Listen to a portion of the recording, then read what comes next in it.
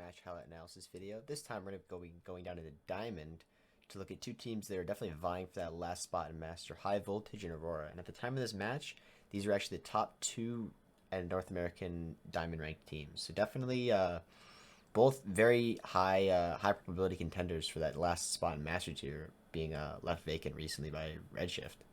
And so we're going to look at their match, see if we can learn anything about them. Now we jump into the first clip here. We have Moonface taking the disc on Aurora with a nice clear along the left wall. Then a slow boost coming out from Aurora. Unfortunately, High Voltage missing the disc on the read, and Selena is able to pick that bottom pocket. So now what we see here is that after Moonface gets this clear, he immediately gets to stack together with Selena. But this player here, who Moonface just cleared it past him, so now he's turning around, and he's got his eyes on this stack. So this stack is, he's going to try and take it out, stun it out, so that this stack, his teammates, can get back to the disc first. And so what Selena does, she immediately dives off to the side. Now this is definitely going to slow down their stack, and it's going to allow the High Voltage stack to get there first. But what it does is it prevents this player from catching both of them. Either he's going to dive off of, actually he's not even on the block right now, so he can't get to Selena right now. But even if he was on the block, you either have to choose to dive at Selena or dive at Moonface. So one of these players, as soon as she makes a split, is guaranteed to get through. And even though they're not going to get through first, they don't necessarily need to get there as fast as possible, because the disc was shot at, if you know what the arena looks like very well, you know this is like the intersection of three different walls. You have this wall up here, this dark colored wall, and this light colored wall again at the bottom, are all at different angles. This is kind of a hard disc to read right away, just due to where it was cleared. And so getting there with speed is not super important, as we'll see later on. The stack is unable to read the disc properly, and it does bounce downwards.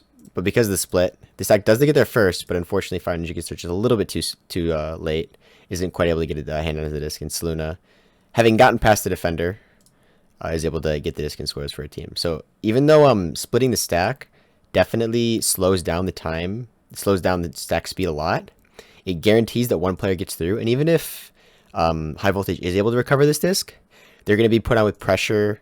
It would have been like at maximum 1 second later that they would have been pressured by Selena. So they would have had to make either a quick pass to this goalie here or a quick clear somewhere, which could have been picked up by Aurora. So very good play by Selena, splitting off the stack, recognizing that they had a player covering the stack here, and deciding to split it off as fast as possible when she got some speed, so that the stack wouldn't be broken. And we'll jump into the next clip here. We've got a joust by High Voltage. We have Phoenix holding the disc, just kind of walking forward with a player behind him, actually, which is kind of strange. But he's holding the disc a little bit, pretty long, got the pressure on him, but eventually makes the pass over to his teammate, Lols, who then doesn't push through mid immediately, but instead waits, looks for a back pass to Phoenix again. He's then able to go back to Lols again and cross. Lols can cross it back over the teammate, still playing the tunnels, playing these kind of tight passing lanes. But eventually break through into Aurora's side, push through. Another back pass into a quick pass across the top. And eventually they push into the bubble with basically a 3v1 and get the goal. So here's a really good play by High Voltage. And we can see that just at the beginning. Phoenix here pushes up really close. And he notices that this stack here is broken, actually. So he's actually not under a threat of this stack just immediately jumping off the block, boosting quickly. Because this stack, what they're doing is and this is usually true, stacks are usually really threatening if you have the disc.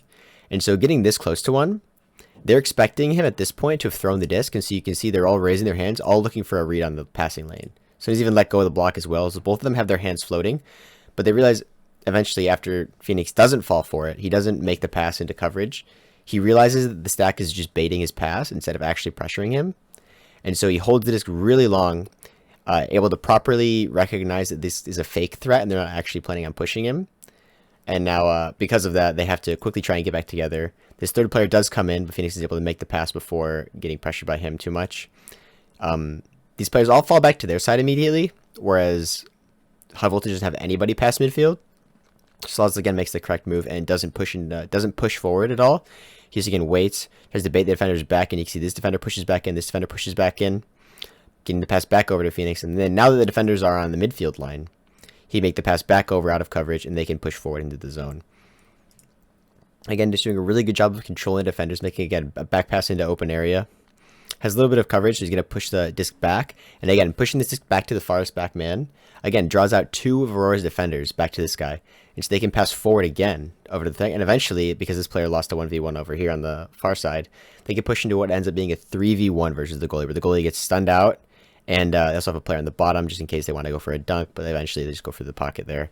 And really great play from High Voltage, just picking apart the defense, controlling it, correctly analyzing whether or not they're being threatened, and just doing a really good job of controlling the disc there.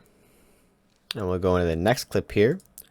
We have another launch by High Voltage. This time they're playing the ceiling.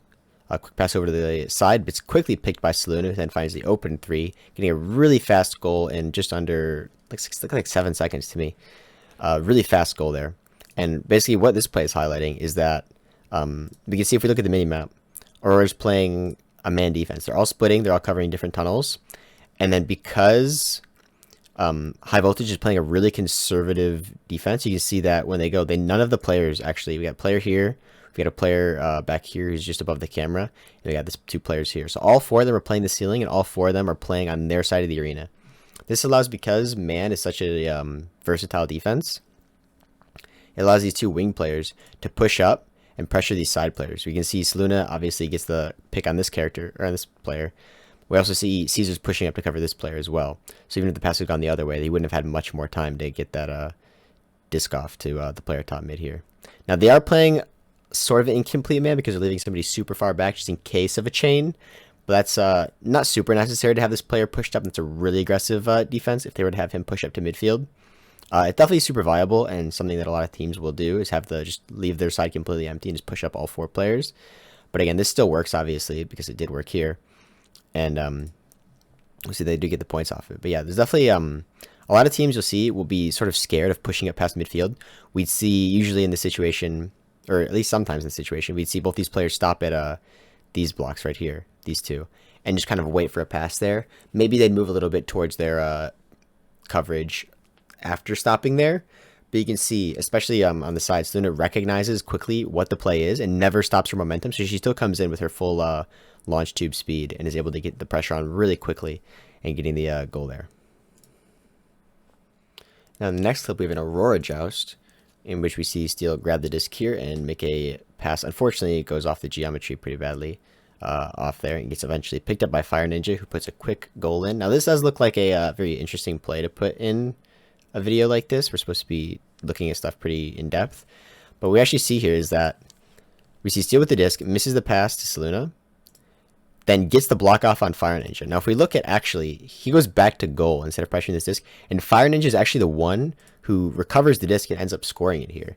And so a lot of defenders and goalies especially will have this sort of mindset where if a play goes badly and if the disc is loose in their own side, if the disc is ever loose in your own side, that doesn't necessarily mean you need to have a goalie. And we can see that's sort of the just automatic brain process that Steel's going through here, is that the disc is loose on his side, he doesn't know who's going to get it, and so he just goes back to goal. Where in reality, since he's the one that stunned Fire Ninja, there's no way that Fire Ninja would have got to this disc before him if Steel had instead gone for the disc instead of going back to goal like he did. And so even a lot of players will fall into that habit of just like, if the disc is loose on their side, go back to goal no matter what. Where in a lot of situations, and even situations a lot less clear than this one, there's a lot of situations where it's totally okay to leave the goal open and push out, try to push a defender. Maybe if there's if the offense is setting up on your side and they have their deepest players playing like a shoulder, for example, you can push out a goal and just cover the shoulder player. That way the offense has no open passes.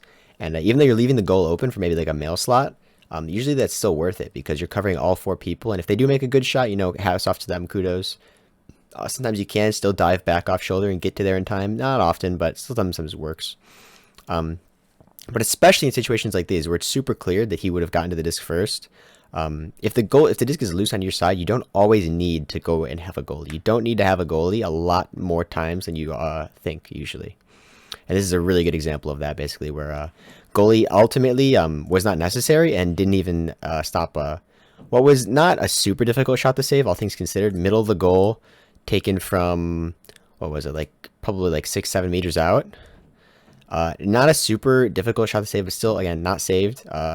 No shot, no flag to steal, of course, but definitely a bit of a just like sort of fell into like an automatic brain process there. We just saw the disc was loose, saw that the pass was missed, and even though he did get the stun on Fire Ninja, and he definitely could have gotten this disc first, he sort of just goes back to goal, gets so just like sort of automatic response where he sees the disc loose on his side, goes back to goal, and that's not something that you want to be doing.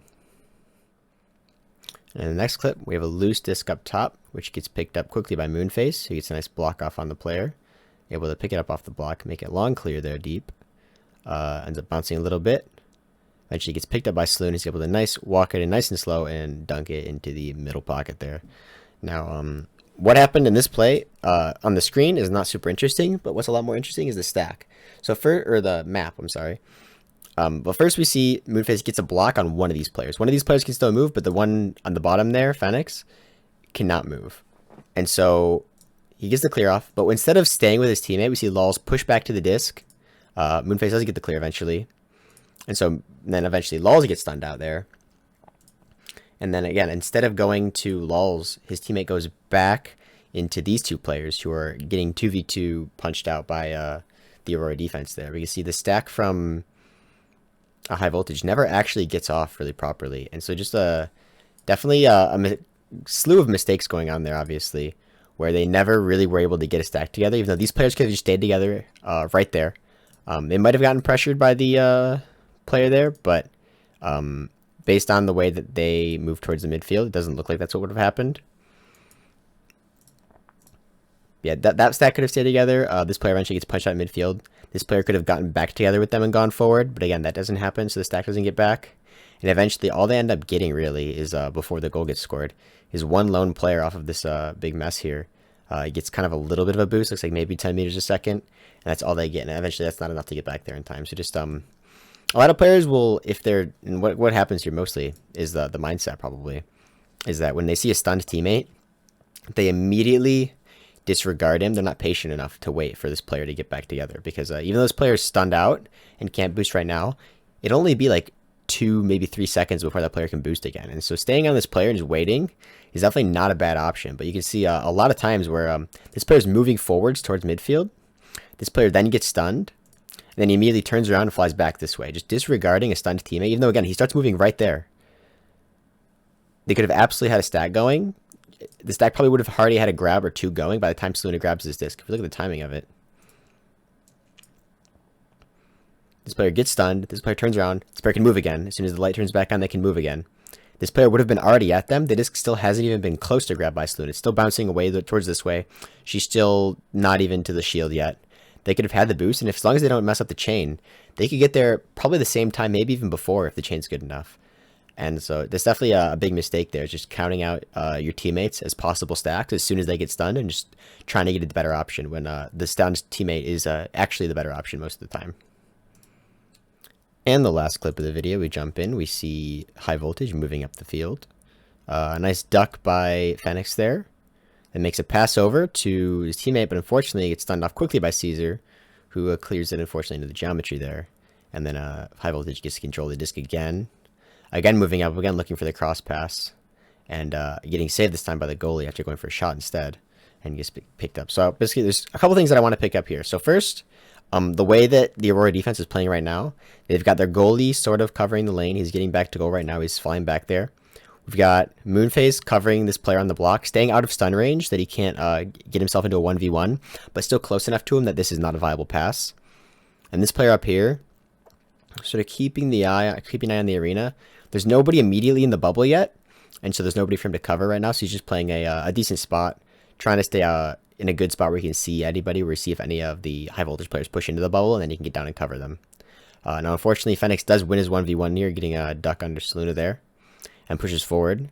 And then we see Moonface move forward to pressure that, and so in replace, because Fire Ninja is the one being covered originally on the nest by Moonface. Since Moonface pushes forward, Caesar rotates in to cover this player who's now being left open suddenly, which is really good play from him. And instead of doing what a lot of players do, even up in like the higher levels of master tier, when a offensive player with the disc pushes into bubble, a lot of times you'll see every defender in the bubble immediately dive on that player.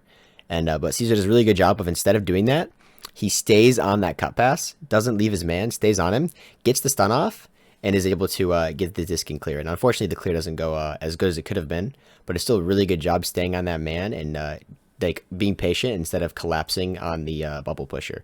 Now we do see, as like I was talking about, we see this player pushing into bubble, and as soon as they get in the bubble, you can see, you can almost see it as soon as he crosses the bubble line. This player again being covered by Caesar, again staying on his man. Saluna, sort of on Fenix, but a little bit high. And then a player on backboard. We can as soon as he crosses the bubble, all three players dive him. And that's actually what I was talking about in the first part of the clip, is where you see a lot of teams, as soon as somebody pushes into the bubble, they'll just make an immediate dive on that player. And it doesn't end up quite working out for them. They don't get the stun on him. He does get the shot off, but luckily their goalie is able to clutch up and save it for him and get that slap towards the ceiling. And that's it for this video. I look forward for the Challenger Cup in a couple weeks. We'll see both these teams hopefully try and fight their way into Master. But that's it. Thank you so much for watching.